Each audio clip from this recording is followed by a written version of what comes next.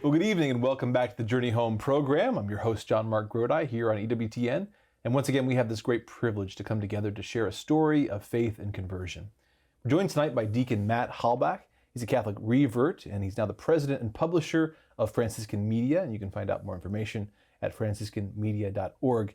But we're really honored to have him here tonight to share his story of how he came home to the Catholic Church in the year 2000. Welcome, Matt. Thank you. Good to be here. Thanks for having you. We've got a great story lined up for us tonight, a little different than usual. You were a revert to the Catholic Church, so you were born Catholic. Yeah. Right. Well, let's go back and start there and tell us a little bit about that background. Sure. I'll appreciate being on the show. And I think a lot of young Catholics are going to resonate with this story and even into young adulthood, because that's the age range in which a lot of this discernment and conversion takes, or reversion takes place. And I'll just start by saying I had a very typical, what I would think is a very typical Catholic childhood, meaning as a young person, parents went to Mass pretty frequently, would go with them, was put in religious education at the parish, and the education at the time was what it was. And I don't fault any catechist for, sometime today we look back and say, boy, we wish catechist did X, Y, Z, or catechesis needs an update and all this. And I was still of the time period where we're using felt boards, if you remember that, about here's the Holy Spirit's a bird and everything. So whatever you can take from that, basically memorizing a lot of lists and facts and figures about religion, but not a lot of it sinking in. And then I remember taking quizzes and exams where, to be frank, if you didn't know the answer and you just said Jesus or love, you're probably right 50% of the time. You know what I mean? It's just this kind of a thing. Right. So not a lot of sinking in of the religious formation and catechesis, which is so critical, as you know, at a very young age. I mean, you and I are both fathers. We have children relatively in the same age range. I've got ages 6 to 17. Catechesis is so crucial. And the crucial piece is that they see the application of that religious formation in their life, like why this matters to them and how to appropriate that. Right. So that was I think that was missing for me during my formation. It was probably typical of a lot of people then, and probably typical of a lot of people now. Yeah, that's really the first piece there. So it was a typical Catholic upbringing, confirmed at age 14, 8th grade. But then, and really about that, what do I recall? I had a cake. Yeah. I remember I stood in a line, I received oil, the bishop said something, and again, just not really being prepared or really recognizing the gravity of the moment, embracing it, which is again is so typical. And you can't force kids to be ready for that either. Right. So it is what it is. And I think it's important to call out, because I think, as we know, that one of the biggest issues facing the church today is young people leaving, or young adults leaving. And I think what I've been talking about kind of factors into that. Right. You may have already mentioned this, but what was you kind of on the sacramental track on this side, but at home, was the faith talked about much? Thanks for bringing that up. Prayer? So, I can't compare our family with other Catholic families. We did oftentimes say grace over meals. I do remember in the early years sometimes a prayer at night with mom or dad, but it wasn't very consistent, I think, and that's another important piece. As we know now as fathers bringing up our children in the faith, we got to pray with it, we got to pray with them, we got to practice it in the home, and then it just becomes more normal, normalized. Yeah, I totally empathize with the difficulty of making it consistent, but there's such a trickle down from fathers, and whether they kind of bring that atmosphere of the faith being the ordering principle, not just one thing among many, but really the ordering principle of our lives. And it's tough. 100%. It's very tough. And you know what? And I think you would agree that just the witness of, for example, my wife and I pray. As a deacon, I do the Liturgy of the Hours every day. So my wife will pray with me in morning and evening prayer. We invite our kids to do it. They hardly ever join us. But the fact that we're sitting in the living room doing this while they're moving around and going from room to room or eating breakfast or whatever, like that's important. Yeah. That sinks in. That's them saying, oh my gosh, their prayers are part of their regular daily life. Right. It's for good reason. It's an anchor. Yeah. It's an anchor. So confirmation, kind of just came and went. And then I had probably, it's up there in terms of the most traumatic things that can happen in a person's life.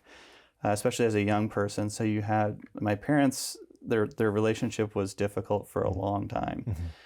And without going into a bunch of details, everything sort of came to a head that year after confirmation. So that would be like my 9th grade.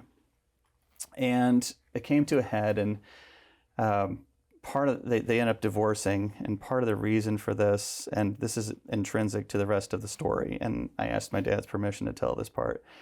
Part of this is that there was infidelity in the marriage. And so that was a big sore spot, obviously, for my mom. My dad left. He's the one, he divorced and left. I remember when he was telling me the news at this time, and by the way, I have one sibling, Todd, who's 8 years older. He was already in college at the time when this divorce happened. Mm-hmm. And I remember my dad telling me the news, and, I'm crying, and I said, is there anything I said, is this my fault? Like so many kids, right? Right. No, it's not your fault. Is there anything I can do, to make you stay? No, this isn't about you. It's about your mom and I, and da-da-da-da. I remember then and there, shortly after he left, because when he left. I took all of his stuff. And I remember going into my bedroom and asking the Lord, and I was surprised by this because, again, I'm painting a picture up to that point of, then there's not a lot of engagement on a personal level, on a relational level with God. But for some reason, and the reason is God and grace, I get on my knees and I say, Lord, I need you to be like my father now. I need you to guide me. I need you to help, continue to raise me, form me, just kind of show me the way. And that's what really the rest of this story of eventual leaving the church and coming back to the church, it's going to be marked with people that God has put in my life to help show the way and show his continued fatherhood. So let's go back to the divorce and the announcement and the infidelity. So then, because of all of this, my mom just says, I'm done with the faith. I'm done going to church. And her reasoning was, it's an emotional reasoning. How could God allow this? Right. Why is this happening? Where is he? And then, of course, she starts thinking as a parent, as a Catholic, like, we go to Mass and, we say prayers sometimes and we do this, and almost like this should not happen because we're trying to practice the faith. Right. So for 2 years, I wasn't going to church with her. And at the same time, I had made that plea to God to be my father. Right. And take over that role.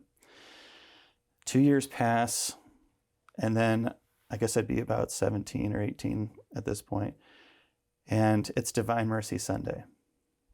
And my mom didn't know at the time that it was I didn't either. But looking back, we figured this all out. Yeah. And the priest is preaching about mercy and the importance of mercy. Well, at this particular Mass is the other woman that was involved in this infidelity. And I remember after the Mass, now my mom's an Italian, and she's a passionate Italian, and she talks with her hands, and she's very just dynamic. And this is obviously a deep, deep, deep wound. But she sees the other woman there, and she gets up after Mass, and she makes a beeline over to her, and I'm thinking, oh, my Lord. At the time, by the way, this dates me, but at the time, the show Jerry Springer was super popular. Right. And in that show, the people in the audience would throw chairs and get into fights. I'm like, this could happen here at our church. This is what we could be facing. I watched the two of them talk, and I can't hear what they're saying. And then after a minute or so, the other woman just sort of dissolves into tears. And she throws her arms around my mom, and my mom's kind of holding her up. And then they just kind of part ways. And my mom comes back, and I say, Mom, what happened? She said, well, I had to forgive her. I said, why? And this is a son who wants to defend his mom, and, why would you forgive her? And she gave me 2 reasons that I'll never forget. And these are important reasons later. One, she says, I had to forgive her for myself because the pain of this divorce and the pain of all this has been too much, and I felt shackled by it. It's been killing me, is what she said. But the other reason is, and this is so Christ-like and so unforgettable, she said, I thought that if I were her, I would need to be forgiven in order to move on. Oh boy. Wow. That's so Incredible. empathetic. Yeah. That's so Jesus. Yeah. You know, I mean, Jesus is empathy incarnate. Had she been kind of thinking and praying through this stuff while you were away from the church? Yeah. So while we were away, she went to counseling. She's trying to reflect and meditate. We had lots of conversations. She's just trying to rebuild. And there was still some prayer there. I mean, it's not like God was gone. It's just that she, really frankly, the reason she didn't want to go back to that church was that woman was there. She was part of the congregation. Yeah. But that ends up like setting up a more of a pathology for me later. Well, do I really need to go to church? You know, and what does it matter? And which we'll talk about. But that beautiful moment. Yeah. Is a moment that will later I will circle back to and say, God is real, the church is real.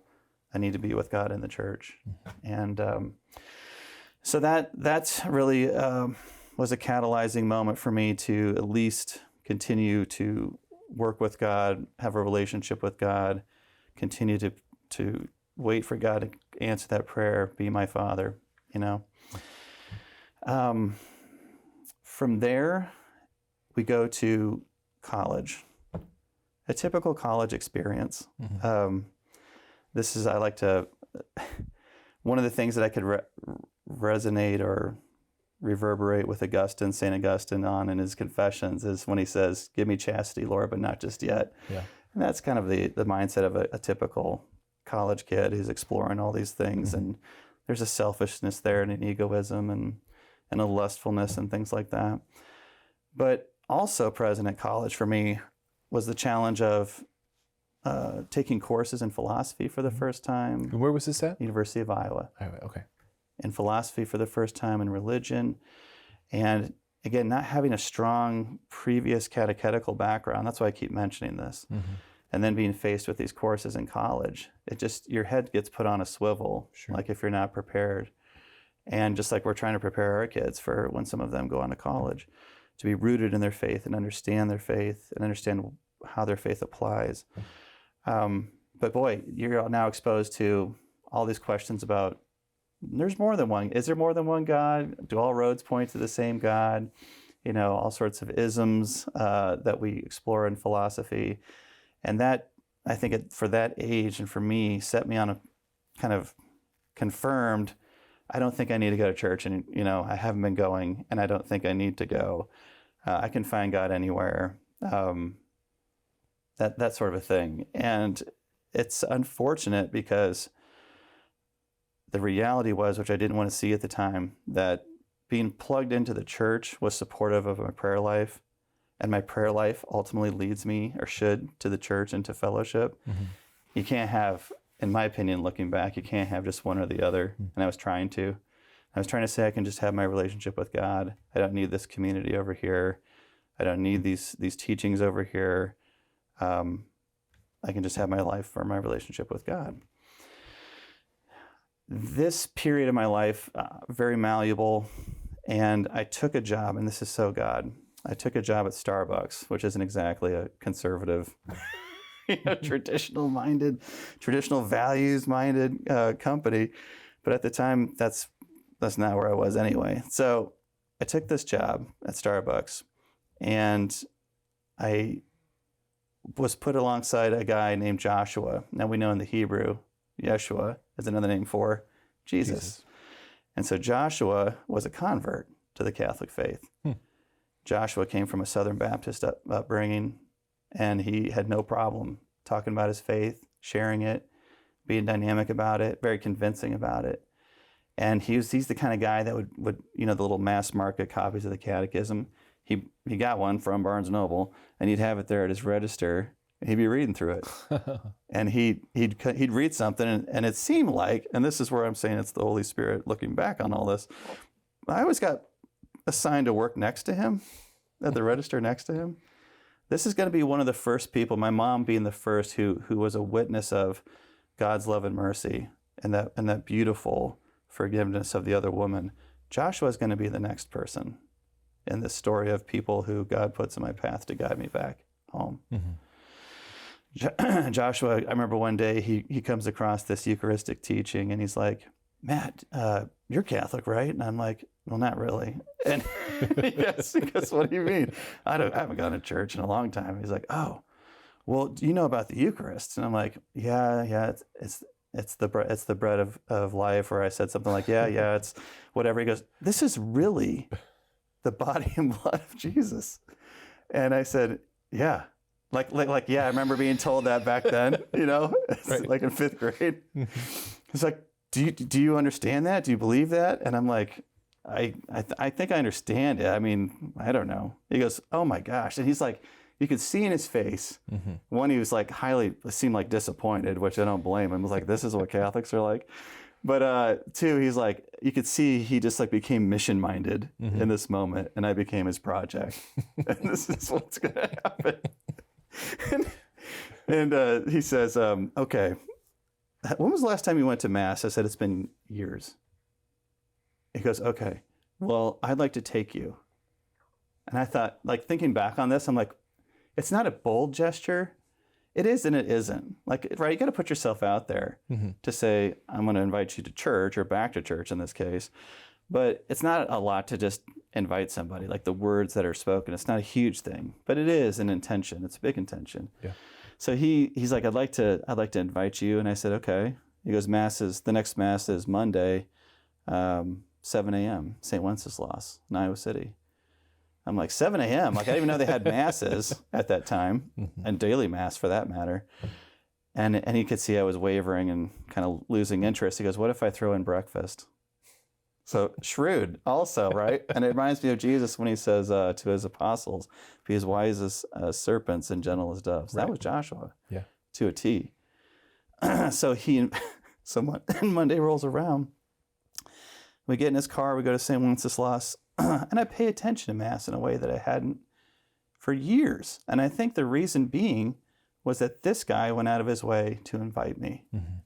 And that generosity and thoughtfulness sparked this. We asked you a good question too. It's a great, right? Like about the Eucharist. Yeah. Right? Like, that's so. Yeah. Do you know about random? Did you believe this? Yeah. Exactly. Yeah. Those are hard questions. Those are very hard questions, right? And he's like already like a Catholic evangelist, and I think honestly he had just come into the church, like that year, so he's on fire, right? And that fire was burning brightly. So we go to church. I pay attention, and I remember at the elevation of the chalice, which will later be significant because eventually I became a deacon. Deacons are ministers of the chalice. At the elevation of the chalice, my focus was really captured, and I kind of remember my mouth being open for some reason, and I was just staring, and I felt like something wonderful was being communicated, although I wasn't sure what it all was. I mean, I knew from a Catholic upbringing the significance of what's taking place, but it seemed like that significance was deepened inside of me in that moment. After the Mass, Joshua introduced me to the pastor, who at the time was Father Mike Phillips, who has since been a lifelong friend, 20 plus years. And he's factors into this story in a couple ways. We named our first kid after him. He married Stacy and I. But anyway, he introduced me to Father Mike, and we go off to breakfast. Well, I'm thinking we're going to go to like Denny's, Perkins, someplace like that. Yeah. He goes into a residential neighborhood and pulls into somebody's driveway. And I'm like, Joshua, where are we going? And he goes, oh, we're going to breakfast. And this woman comes out of her house. She has an apron on. She has this Austrian, I found out later she was Austrian, German-Austrian accent. And she's like, oh, Joshua, come on in. Is this your friend? Oh, wonderful. Come on in. Breakfast is ready. I'm like, what is happening? And I go in, and immediately her name is Inga. What I don't know is that she runs the only Catholic bookstore in town. And she hands me a Bible. She hands me a catechism. She hands me a copy of something about the saints. And we sit down to breakfast. And not like 5 minutes in to the meal, another bold question, just like Joshua, do you believe this? Inga goes, Matt, when was the last time, or Joshua told me you haven't been to church in a long time, is what she says. And then she says, this is so bold. When was the last time you went to confession? Can you imagine asking a stranger that? Yeah. And I'm surprised looking back that I was cooperating with all this. And again, it's the Holy Spirit, obviously, but it's like, what a bold question. But I said, I don't know, like 8 years. And she goes, and this is back in the day when you had those phones that, you had the antenna, and she hits one button, so it's a speed dial. And she calls up the pastor at St. Wenceslas, whom we just left. You just met. Right? Oh, Father Mike, this is Inga. I'm sitting with this young guy, and he hasn't been to confession in 8 years, so I'm going to drive him over shortly to the rectory. And you can hear him go, what? What's going on? And then she hangs up the phone. And we finish our meal, and she drives me over there, and I go along with this. Again, it's like, this is the most insane thing. It's like you're on a ride. It's like a roller coaster ride, and you're not in control now, and you just go with it. It's like you jump into a current, and you're just letting the current take you. That to me is the hallmark of the Holy Spirit, not to mention all the fruits thereof. But at any rate, we go back to the rectory. Father Mike's going to kill me for saying this part, but we go back to the rectory. I knock on his door. He peers through the Venetian blinds, and he looks at me. He doesn't quite remember who I was, so he just puts the blinds back and doesn't open the door. So then I knock again, and he opens the door, and he goes, I'm sorry, we don't have any money. He closes the door. And this sounds so biblical, like, I knocked 3 times. But I knocked 3 times, and the third time he goes, what is it? What can I do for you? I said, and Inga's still parked out front, and she's like, this is the guy I was talking about. I was like, oh, all right, come on in. All right, what's going on? And I said, I haven't gone to confession in like 8 years. I haven't been in the church in a long time. This Mass this morning was the first Mass in several years. And he goes, wow, well, let's talk. And the fact that I don't know what his schedule was for that day, but he just said, let's talk. And he ended up, we probably spent 2.5 hours. Not to say I had 2.5 hours worth of sins to share, but just simply to say, we explored, where was God in my life? How has God led me up to this moment? Does God love me, and all these things? And the answer is absolutely yes, yes, yes. I got to take a pause real quick because I got out of sequence on something that's critical. So as I said, in college, just having that typical experience of what's true, what's real, and trying to keep this relationship with God going, but not feeling like I need to have a relationship with God in the church. I was also dealing with a lot of anxiety and depression, which is very common today too, especially among young people. And I think a lot of that just started with the divorce, but for whatever reason, it just got worse and worse. I'd been through therapy, counseling, medications before. And it was my sophomore, junior year in college that I just kind of hit the lowest point where nothing was working. I couldn't leave my dorm room. If I did, I'd get sick, like physically. Felt very chained and confined, like a prisoner. Yeah. And just going through that for so long, eventually one of two things happen. You come out of it with the help that you need, or another scenario is you commit suicide. And at that point in my life, there was a desire for that, to just end things. And so what happened was, and this is back, we were talking earlier before the show about dating ourselves. This is back with the MP3 players, which is significant. I took a walk about 2 a.m, not feeling great, obviously, because every time I got out of my dorm room, I'd get sick. But I thought, well, I'm going to figure out how I'm going to end my life. And I start this walk, and there's a bridge in Iowa City over the Iowa River between my dorm, Burge, and then Voxman Music Hall. And at the middle of this bridge, as I walked up it, and I never noticed it before, there's a plaque there that said, so-and-so jumped from here in 1985. And that's when it clicked, like, this is what I'm going to do. And I'm listening to my headphones at the time, and I had not had like a real epiphany moment or a real strong personal encounter with God up to this point. But as I get over the edge of the bridge, like I'm straddling it, this is early in the morning, the sun starts to come over the horizon.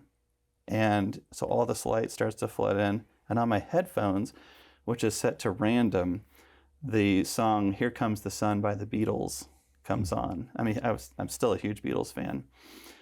And I look at that sun, I hear this, and for the first time in my life, and again, I go back to that prayer as a young person, "Be my Father, Right. show me the way."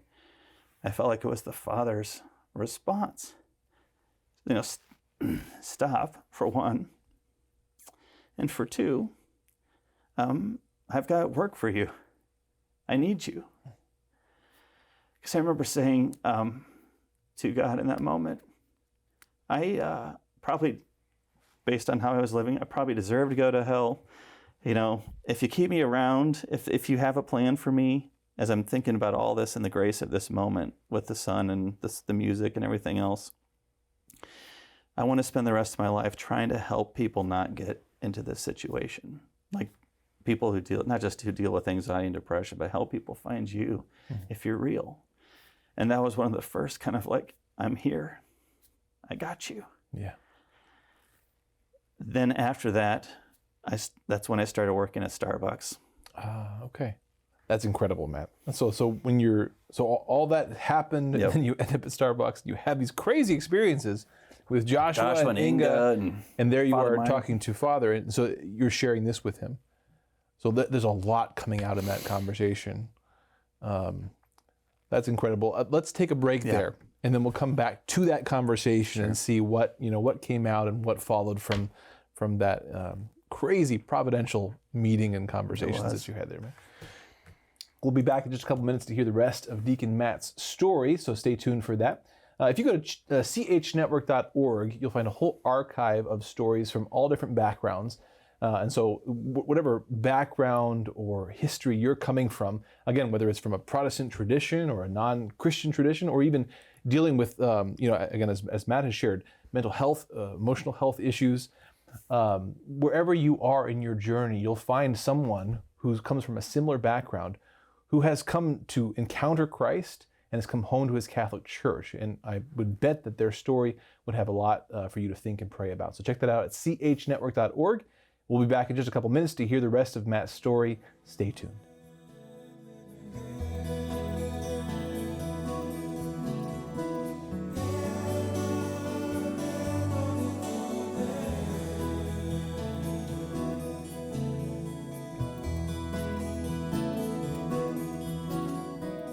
Welcome back to the Journey Home program. We're entering the second half of our hour tonight, speaking with Deacon Matt Halbach. He's a Catholic revert, and he's now the president and publisher of Franciscan Media.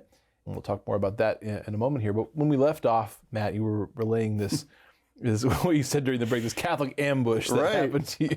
Right. I mean, I did not expect going to another person's house for breakfast and being given scripture and catechism and lives of the saints. And I certainly didn't expect anyone asking me when was the last time I went to confession. And I think, it's funny, during the break, the producer's like, I'm surprised you went along with that. I am too. I absolutely am. And the only response I can give to that is that it's grace. And I think grace helps us do some supernatural things. And I think to just sort of go along in that moment is definitely that's not me. If you knew anything about my personality, I'm not like, let me be so self-disclosing and transparent about all things, so. Well, when we left off again, you'd also shared this experience that had happened right before this, of contemplating suicide and having this moment where God, again, in his providence, showed up and showed you his love.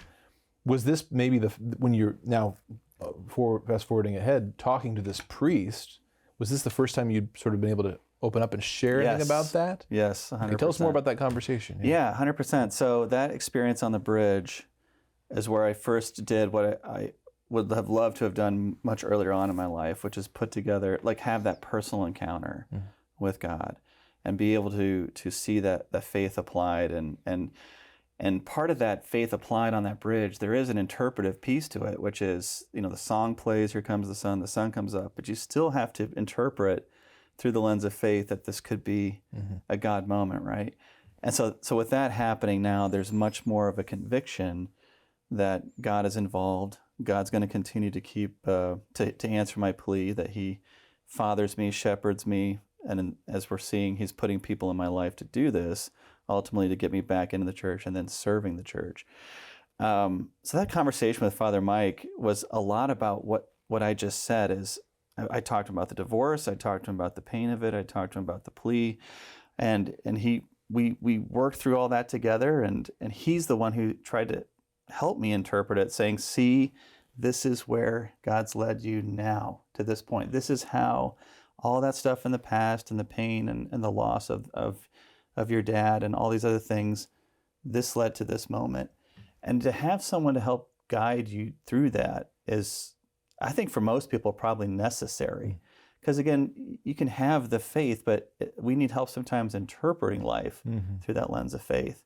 And Father Mike was there at that moment to help me do that. And he would become then a critical piece of my discernment, to just come back into the church, make Eucharist, confession, Catholic life a regular practice, and then eventually contemplate serving the church. And he was the one. It was shortly thereafter, probably a year or so transpired. I just graduated from the University of Iowa at this point, and he was inviting me to come and serve Mass. He was inviting me to come and participate in RCIA, and I was just reading and reading and reading. Why? Because I became best friends with Inga, if you remember her, who owns the Mustard Seed, the Catholic bookstore in town. And how did Joshua was just friends with her? Joshua was friends with her. Okay. And when he converted, he converted at St. Wenceslas, and she and her husband, Carl, were parishioners there. Oh, wow. Okay. So that's how all that came to be. And everyone asks me too, when I tell this story, what happened to Joshua. I don't know. I know he went into the military, and I don't know. We lost touch. So it's like he comes into my life and Joshua, if you're out there, send us a note. We'll I would love that. Please. Please. Yes. I've wondered for 25 years, what's happened. But at any rate, so Father Mike would help me, bring me more into like the work around the church and ministering in different ways. And I think that's another critical piece that was important to coming back to the church, was finding your place in it. What gifts do you have? Do you have anything to offer? Of course, everyone does, but I don't know how many Catholics think about that. I think a lot of Catholics, unfortunately, find themselves or consider themselves to be spectators. And God has a plan for them. God has given them gifts to use, and they need to discern with God what those are and use them. And I think at that moment, post-college, that was probably the best way to get me really grafted up back into the church, is through service of some kind. Right. So it was altar service, RCIA, as I said. And then after about a year, Father Mike's like, would you ever consider being a priest? And I said, well, obviously by this point, I trust this guy implicitly. He's such a spiritual companion. So I said, do you think I could be one? And he's like, well, I don't know, but let's find out. And he said, I know you like to study theology. You've been reading these books voraciously at the Mustard Seed. Would you be interested in going on for more education? Because you're going to need that if you're going to do some more ministry in the church. And I said, okay. So guess where he sends me, where he recommends? Franciscan University in Stubenville, which I had no idea what that was or what they're about or anything like that. But if he was recommending it, all right. And so I've got so many stories about Franciscan University. But to keep all this in relation to the journey back in and the journey now of serving the church, finding a place in the church, there was a pivotal time. This is another big story. So I'd been discerning the priesthood. They had a pre-theologate there at Franciscan. But there was still a lot of anxiety about, what does God want me to do? Okay, you've got me back in the church, but what am I supposed to do with my life? How do I serve you? What gifts do I have? And there was so much angst around that for some reason. And the more I thought about myself as a priest, there wasn't a lot of comfort there or peace, which is another hallmark I look for, in my discernment. Yeah. Then one day, this is another story, probably late February. Are you familiar with Stubenville, the city? Yeah. Okay. Yes, yeah. So there's two cemeteries in town. There's a Catholic cemetery and a public cemetery.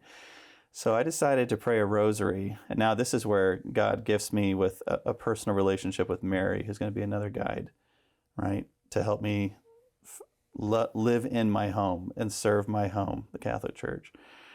And I remember praying my rosary, asking for clarity about, what do you want me to do? Should I be a priest or not? Well, I'm walking through the public cemetery, which is huge, and I'd never been there before.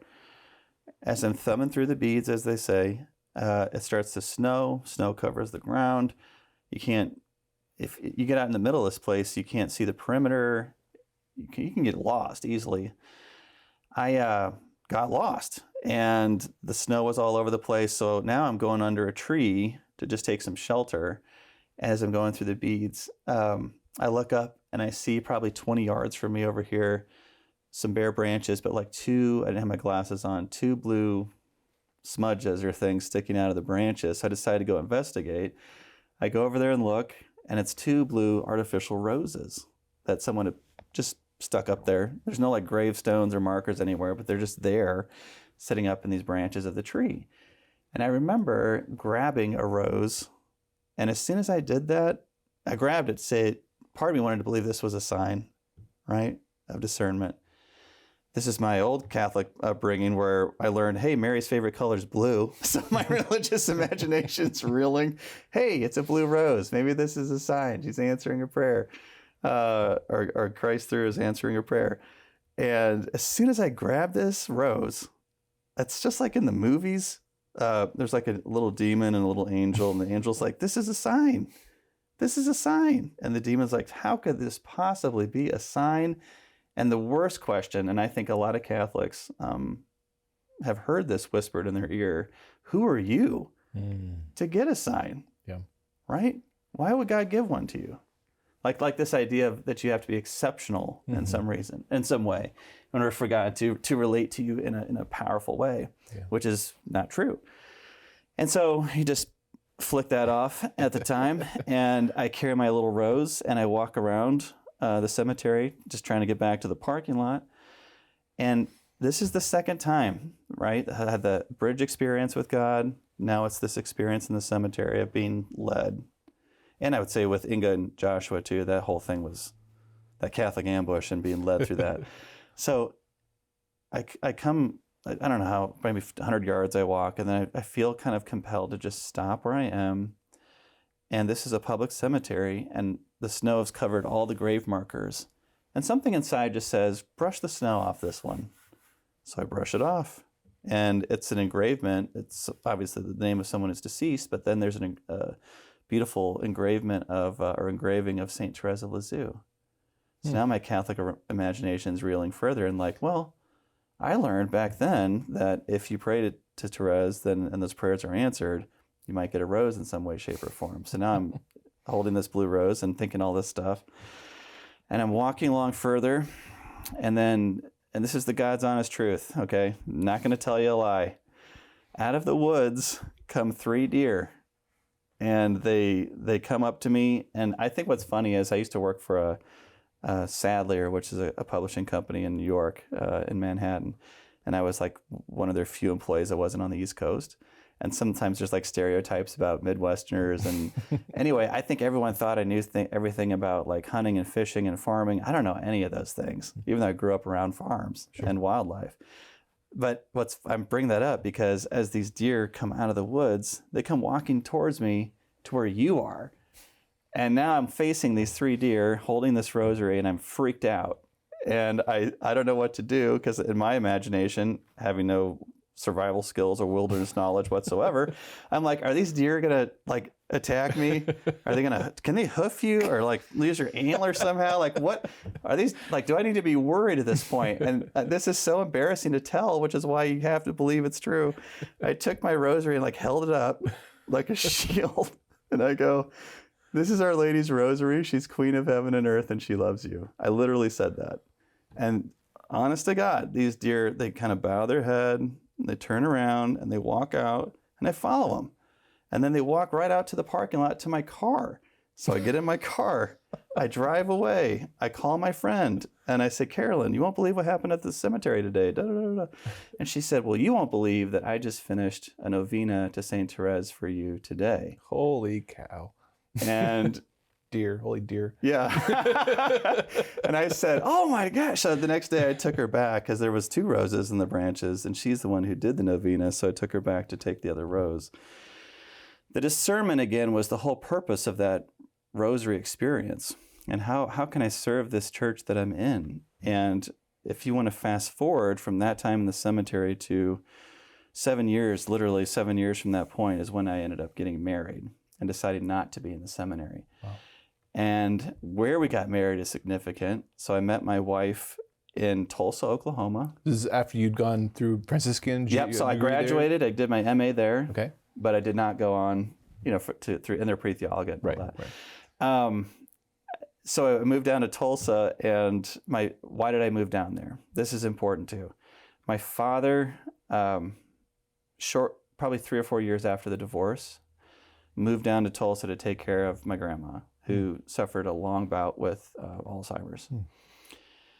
I just want to say too, as a really important postscript about my dad, a terrific man who has found his faith. He has a wonderful family with 2 kids. I got a brother and sister with him and his wife, Jane. They're wonderful people. They keep the faith at the center of their lives.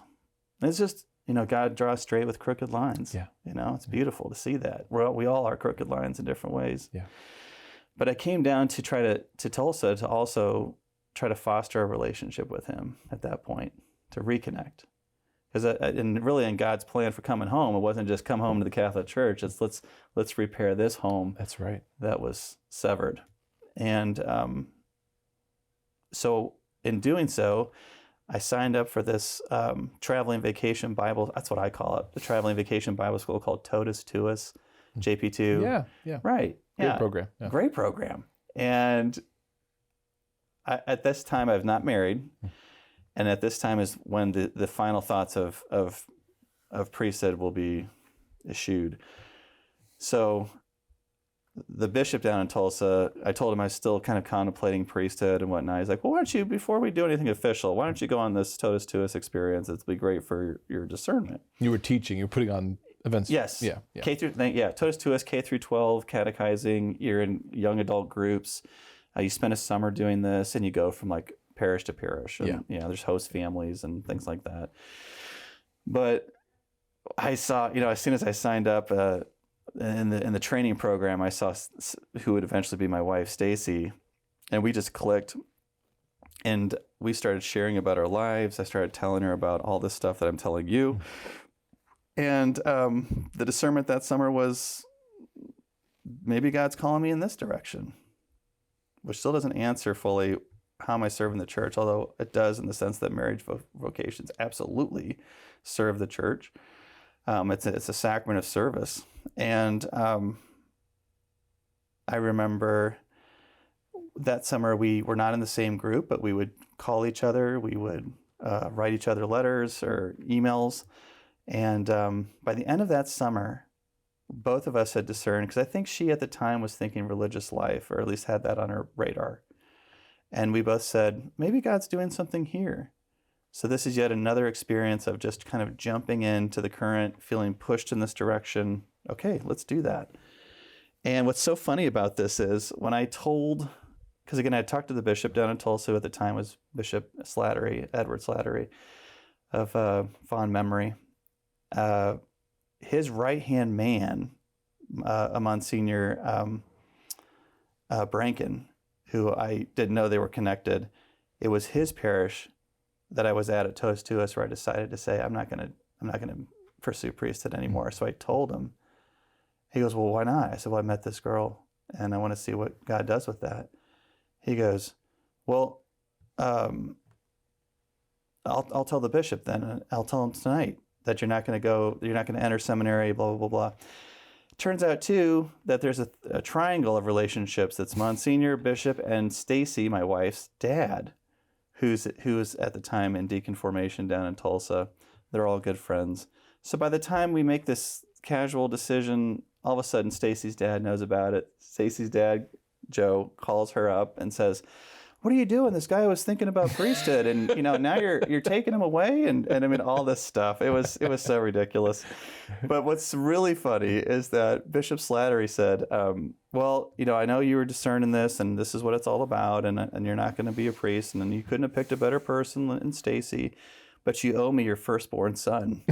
is literally what he says. And I promise, when she was in labor at the hospital at St. Francis, Bishop shows up, and I looked over to Stacy. I'm like, this guy was serious, and he just showed up to offer a blessing. Like, he didn't know like kind of where things were at that time in the birth and everything, but he comes in, he just kind of offers a quick blessing and then leaves, But anyway, wow. So that connection is important because, as I said earlier, if marriage is where we ended up, and I'll say a bit about diaconate shortly, but going from discerning in that cemetery, what should I do, and then fast forwarding that 7 years to marriage with Stacy, we got married in Collinsville, Oklahoma, which is just maybe an hour or 45 minutes north of Tulsa, at a little shrine to Saint Therese there. Wow. And it's beautiful. Mm-hmm. It's beautiful. And I remember so vividly standing at the altar watching Stacy and her dad walk down. And all of those memories of the cemetery and all those prayers and weird experiences with the deer and everything else came flooding back. And it was like Mary saying to me, ta-da, like you wanted help, you wanted guidance, you wanted discernment, you wanted to know where the Father is calling you. It's to marriage. And that became that anchoring sacrament. And that became that's the way I'm going to relate to this church primarily, right? In that sacrament of service. The call to the diaconate is much later, but go ahead. Were you going to say something? Well, so we have about 7 minutes left. Yeah, so... Oh! Yes, tell us about the diaconate. So please. At the diaconate, it was really Joe, Stacy's father, who became another figure that, again, going back to that plea as a child, be my father, help me find my way. Mm-hmm. He becomes another person like Father Mike, like my mom, like Mary and Therese, like my wife. And he just offers this beautiful example of diaconate, blending marriage and ministry, being a spiritual leader in the home, being a spiritual leader in your parish and in the wider community. That's really the impetus and drive for becoming the deacon. I think a lot of people think, well, especially if there's a seminary story somewhere in there, they're like, oh, well, you became a deacon by default, didn't you? And it's like, no, it's something that you discerned. It's a totally different call. And it was definitely her father that was the catalyst for all of that, for sure. And with the diaconate, what am I doing now? I've been ordained 6 years for the Diocese of Des Moines. I'm their director of deacon formation. I've been involved in deliverance ministry as well, which is something else. That's not something you just you definitely need to discern if you're going to be involved in that. Right? And other people need to be discerning with you. But I'll share one more story since we're here to tell stories. Yes. Okay. So one of the things, and this actually goes back to my time in Stubenville. So now we're rewinding the tape, and who says that anymore, right? When we deal in our digital age. But let's rewind the tape. Let's rewind the tape a little bit. We'll go back to Stubenville one last time, where I had a wonderful friend, Carolyn, I mentioned about the cemetery. Well, she had a friend named Linda who took a fall, a nasty spill down the steps. Carolyn doesn't drive. Linda needed to go to the hospital. So I took Linda, and in the lobby or whatever, I'm filling out Linda's paperwork. And Linda casually leans over and says, "Did I ever tell you that I had an exorcism performed on me? Do you expect this to happen? Do you expect deer to come out of the woods? Do you expect all these weird things to happen that have happened? No, but this is what's happening." I said, "I would have remembered if you told me that, something like that." I knew Linda a little bit through Carolyn. She says, yeah, and apparently the background real quick was that she had been in this cult and all of this bad stuff going on, and that the exorcism was actually done by Father Mike Scanlon. Oh, wow. So this took place back in Stubenville when he was still there. So I'm like, no, that's incredible. Oh my gosh, what was that like? Da, da, da.